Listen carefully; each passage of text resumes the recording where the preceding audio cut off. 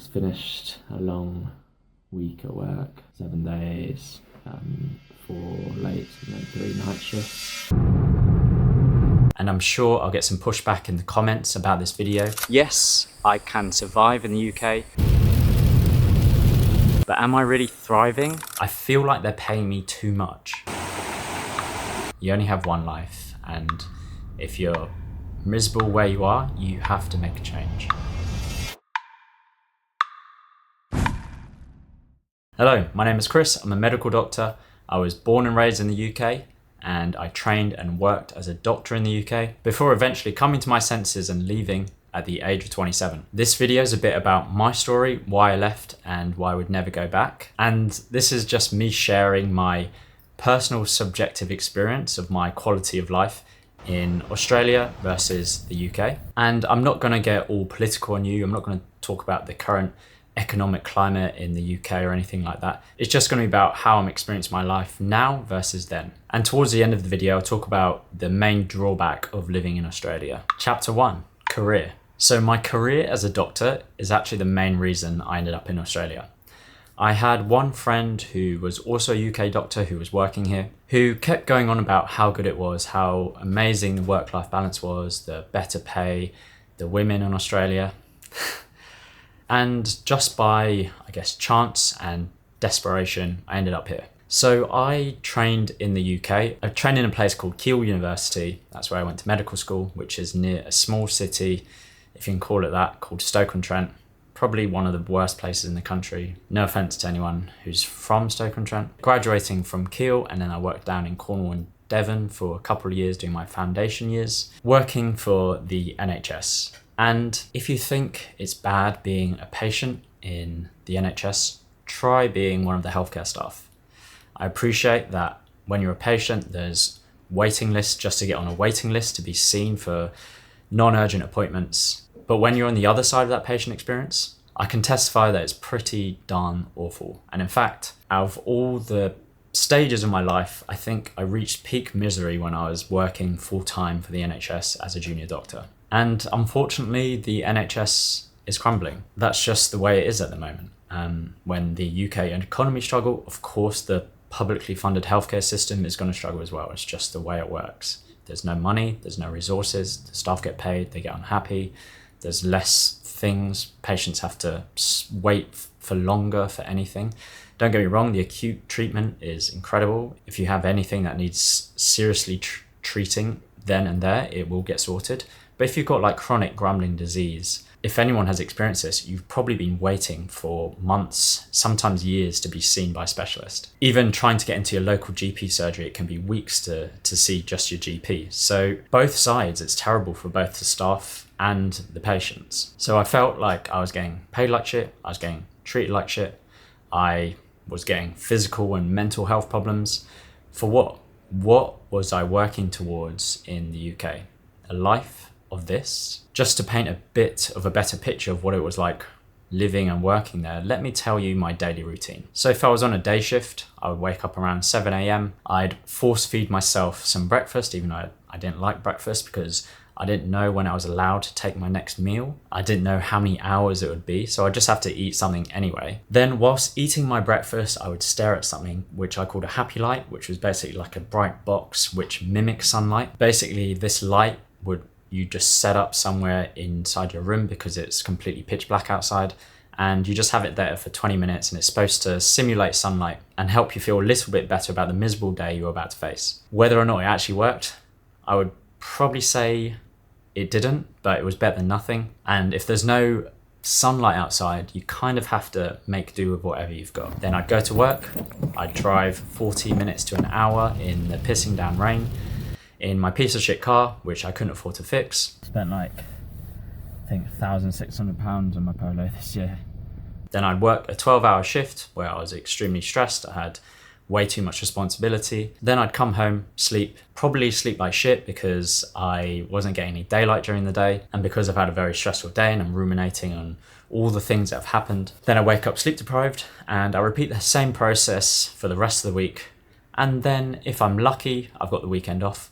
But most likely I'll be working because I'm on call on Saturday and Sunday too. Now let's compare it to my morning routine now which is I wake up, I go down to the pool, I do a bit of yoga, I meditate, I go for a swim, and of course I enjoy the natural sunshine which is just around me pretty much every single day of the year. I appreciate that I'm not working full time at the moment. I am on my sabbatical, so that is a little bit different to my usual routine. But even when I was working full time, it was I'd wake up, walk to work in the sunshine, listen to a podcast whilst drinking my favorite coffee. I'd work from about 8 a.m. to 3 p.m. I'd go home, I'd go to the park, do a workout in the sunshine. Then I'd probably go to meet some friends for a barbecue on the cliff whilst the sun was setting. Rinse and repeat, and then look forward to a weekend where I can go to the beach, explore local nature, and do any fun stuff I want to because the weather is mostly always good. And just for the cherry and the icing on the cake, I get paid better too. So it's always a bit taboo when you're talking about money when you work in healthcare. There's kind of this expectation that you should be doing your job because you're a good person, you're trying to help people, and money doesn't really need to be considered in the equation. And I'm not going to pretend that multiple people didn't tell me before I went into medical school, if you want to get money, don't go into medicine. But when you're 16 years old, money doesn't really mean anything to you. You don't really understand the value of it. And it's only as you get older you realize the utility of money, that money has the power to free up your life if you choose to spend it wisely. And I remember in my first year as a junior doctor in the NHS in the UK, I was earning less than a Domino's pizza delivery driver. But of course, a lot more stress and a lot more responsibility. And also the Domino's pizza delivery driver didn't have a student loan to pay off. Thankfully, I started medical school when the university fees were still £3,000 per year, rather than the £9,000 per year they went on to the year after I started. I know so many people who have got student loans out who will be paying off their student loan for the rest of their life. And so when I was doing my first year of being a doctor, this was down in Cornwall and Devon. Sounds like a beautiful part of the country. Don't get me wrong, it is.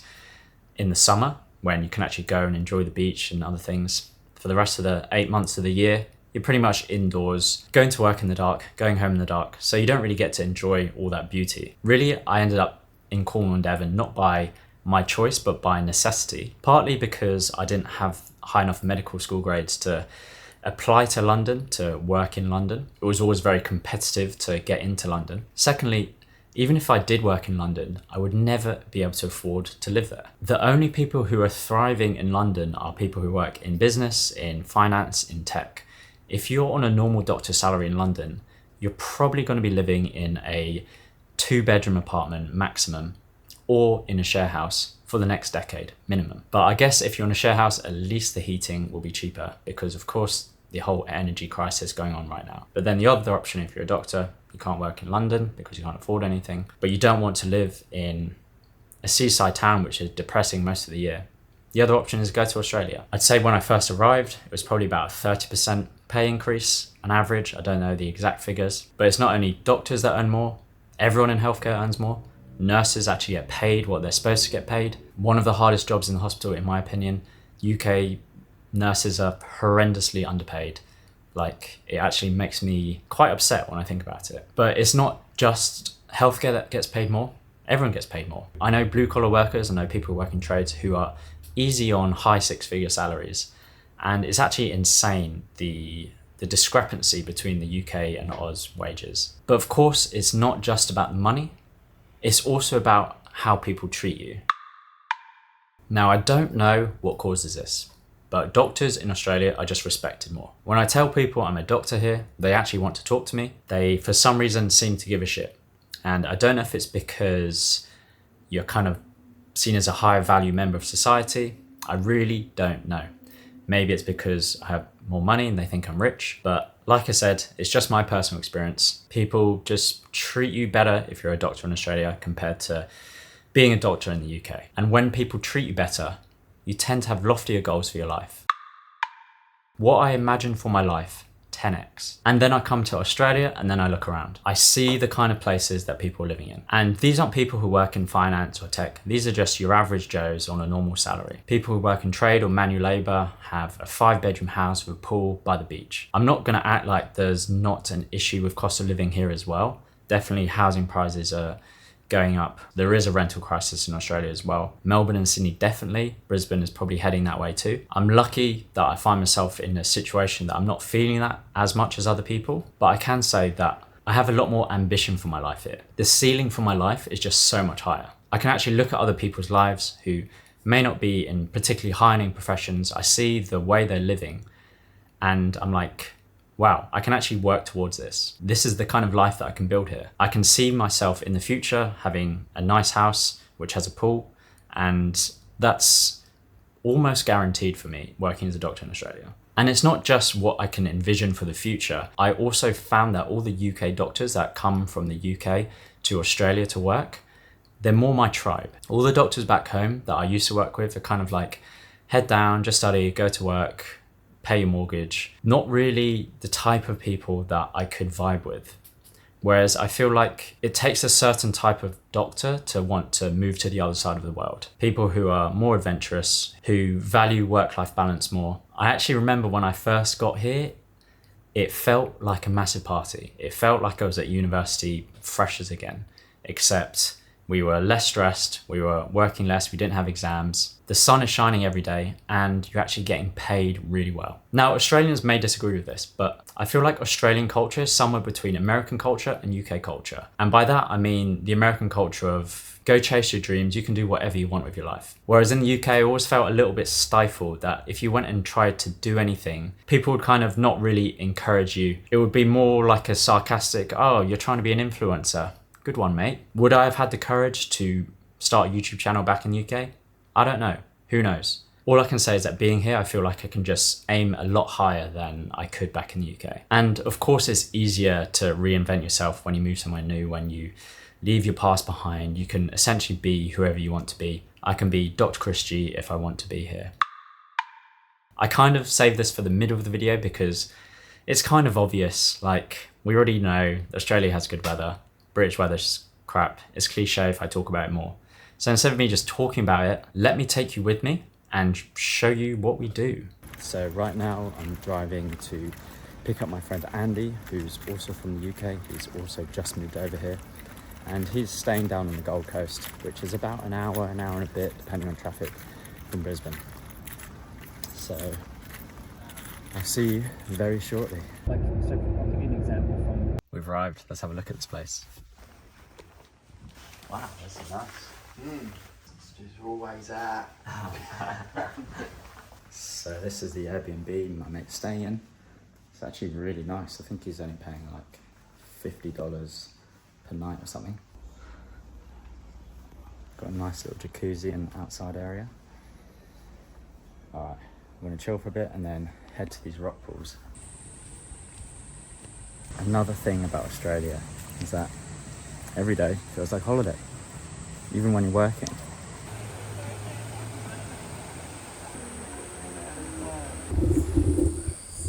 What's up? So yeah, we made it to the rock pools. It's beautiful, it's amazing. Never actually been here before, despite it being only like an hour and a half from where we live. But yeah, the other thing I wanted to touch on, Australia versus the UK, is that yes, the cost of living is quite high here. It's very comparable to the UK. However, there's just a lot of free stuff to do. So for example, these rock pools, they're completely free.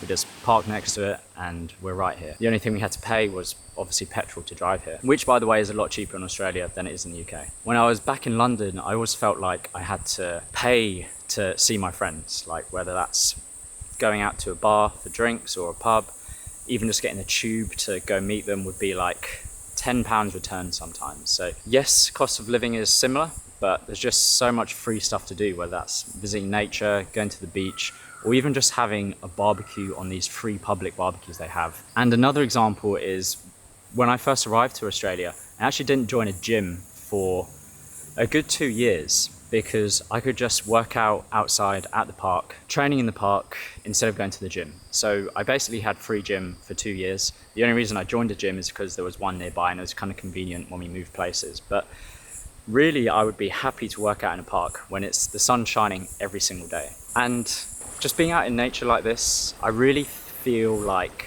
I'm thriving. And James Smith, you may have heard of him, he's like this famous PT guy. He talked about how humans are like plants, and Just like plants, we need the right conditions to thrive. Yes, I can survive in the UK, I can survive through the cold British winters, but am I really thriving? I'm not too sure. But here, when I'm out in nature, when I'm enjoying sunshine, I just feel a lot more motivated to do things, and it just feels good. It just feels good to be here. And people often say about the Australian nature, the Australian outback, I don't know how you do it with all the spiders. And if you are scared of spiders, yes, in Australia, you do need to worry about spiders. But in the UK, you need to be worried about being stabbed on your morning commute. I think I'll take the spiders. And that's no exaggeration. Literally 5 minutes from my family home in South London, someone was stabbed in a local park just on the way to work for no reason. So I guess the other thing is I just feel so much safer in Brisbane. Like, I don't worry about my partner walking around late at night or me walking around late at night, even if I have loads of cash and expensive stuff on me. Anyway, that's enough yabbering. Let's go for a swim.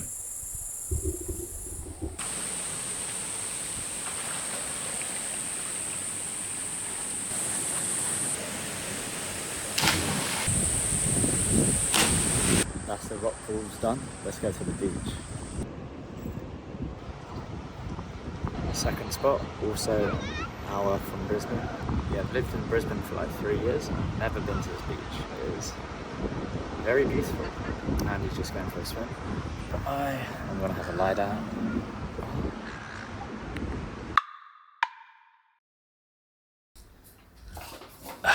Those rock pools were amazing. But now I want to talk about the exact moment I decided when I was going to stay in Australia. So I didn't move out to Australia thinking, oh, I'm moving out to live here forever. And it did take a little while for me to make the decision. There was probably 2 key moments that happened at a very similar time, about a year into my stay in Australia. So the first thing was I was at work, working in the emergency department. I was working with a colleague of mine, a consultant, who was also from the UK. He was an emergency consultant, probably only a few years older than me. But he told me that he was earning 3 times as much as his friends back home who were also emergency consultants working in the UK in the NHS. 3 times as much. I remember, and I've never heard anyone say this ever, I remember him saying to me, I feel like they're paying me too much, and that he felt like he needed to step down his hours because he just didn't need the extra money. And the way I viewed that was, by earning 3 times the amount, you could theoretically work 3 times as less, and by doing so, free up 2/3 of your life. It really just seemed like a no-brainer to me. And then around the same time that this was all happening, I went on my first date with my now fiance, or as I like to call her, my Australian dream girl. And we just spent the whole of last year traveling the world together. And meeting her obviously made a huge influence on me choosing to stay here, because now I feel like I have a family here. Her family has become my family. And I imagine if I hadn't met her, I would probably consider going back, which leads me on to the main drawback of moving to Australia from the UK. I know a lot of UK people here, not only UK doctors, but other people who have moved to Australia from the UK. And actually, surprisingly, more of them go back than stay. When I speak to them, pretty much the only reason that people go back is for friends and family. Because let's be honest, it is far away. I know it's only 24 hours to get home. It's only a day, but you have to consider the flight prices, which are usually between £1,000, £2,000 return, depending on the time of year. And then when you get there, you'll be super jet lagged for at least a few days. And then on your return, you'll be super jet lagged. Phoning home is difficult because of the 10-hour time difference. I always struggle to schedule a good time for my parents when they're not working and I'm not working, or sleeping, or vice versa. And it is hard. And I'm so grateful that my friends and family support me in my decision to come here. I think that they understand. I hope they understand. But sometimes I do feel guilty. I do feel guilty that I've left them behind, that I've left my country behind. But at the end of the day, you only have one life. And if you're miserable where you are, you have to make a change. To counteract this, I have vowed to myself, I have made a promise to myself that I will go back to the UK at least once per year. And I'll be able to do this because 1, I have more money to pay for the flights, and 2, I'll have the time freedom to make that trip back. And it has been interesting going back a few times after being in Australia for a few years. Every time I go back, everyone makes such an effort to see me and spend time with me, and it's really quality time. I always feel like I've got their undivided attention, and I feel like we have an amazing restorative time together, both family and friends. So one of the benefits from being so far away is that instead of spending a lot of time together, you spend very high quality time together. And one thing that I do want to say is that I'm actually glad that I wasn't born in Australia. I'm really grateful to have been born in the UK and then moved over to Australia later in my life, because I have something to compare it to. I meet a lot of Australians here and they don't really appreciate what they've got. Some of them say they do, but I think you can't truly know unless you've gone and experienced living in another country. I'm so glad that I front loaded the shit part of my life at the start, and now anything from here feels like an improvement. And I'm sure I'll get some pushback in the comments about this video, about how I'm super privileged, how not everyone can just leave the country because they've got family commitments or they don't have enough money. And I get that. I am super lucky that I'm able to do this. And I'm not trying to get everyone to leave the UK. I'm just sharing my experience, and hopefully one or two young people who are on the fence can consider moving out of the UK and consider the fact that they could actually create a better life for themselves if they choose to do so. Because no physical move in my life has been more pivotal or more profound in its repercussions. I hope you enjoyed my mini rant. I hope you also see that I'm very grateful to be here. I hope that if you are considering to do something like this, that you feel like you are able to. And if you are miserable in your environment or your situation, you can always change it. I'm more than happy to give you some more advice. If you want to reach out to me, you can comment below, or you can message me on Instagram, DM me at Dr. Chris G. I'll try and help answer any questions best I can. Anyway, that is enough talking for today. I'm going to go outside, enjoy the sunshine, and I'll see you next week. Up a bit higher. This is the dangerous bit. Just climbing the freaking rock. Alright, I think it's gonna do it. Yeah. Hey, there you go. Woo!